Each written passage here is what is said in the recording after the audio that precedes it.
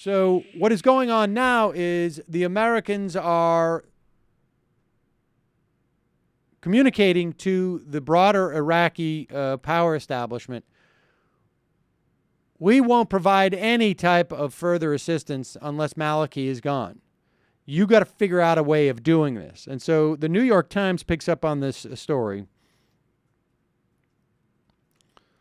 Alarmed over the Sunni insurgent mayhem convulsing Iraq, the country's political leaders are actively jockeying to replace Prime Minister Nouri Al-Maliki. This according to American and Iraqi officials. Political leaders have been encouraged what they see as the newfound American support for replacing Maliki with someone more acceptable to Iraqis, Sunnis and Kurds, as well to the Shiite majority. We should tell you that I think as we reported on this program a couple of days ago, it is quite clear now that Turkey is signaling strongly that they are okay with Kurdish independence in the north. Or I should say, Kurdistan as defined in Iraq, as they're becoming more autonomous in practicality. They're basically already fully autonomous, but getting some type of official status. It's unclear what the deal would be, but that's big news because Turkey has always stood in the way of that.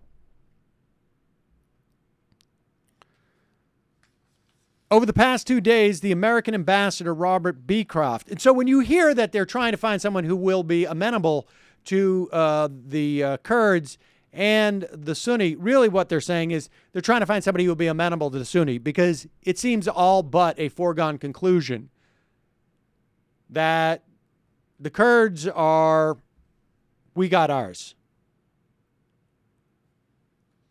So over the past 2 days, the American ambassador, Robert Beecroft, along with Brett McGurk, the senior State Department official on Iraq and Iran, have met with Usama Nujaifi, the leader of the largest Sunni contingent, United for Reform. I don't know much about him beyond this. And with, get ready for it, folks, Ahmed Chalabi, one of the several potential Shia candidates for prime minister. You gotta be effing kidding me. Chalabi was the guy that the neocons rolled out to justify this attack in the first place. At that point, I don't think he had lived in Iraq for the 10, 15 years prior. It's unclear whether or not, in fact, this guy was being paid by the Iranians as a conduit for false intelligence to get the U.S. to attack Iraq. The idea that we are still dealing with this guy, who, by all accounts that I know, is not necessarily considered credible within Iraq. I mean, I don't understand it. It's unbelievable. This guy keeps this guy's like herpes. Seriously, once you cannot get rid of this guy.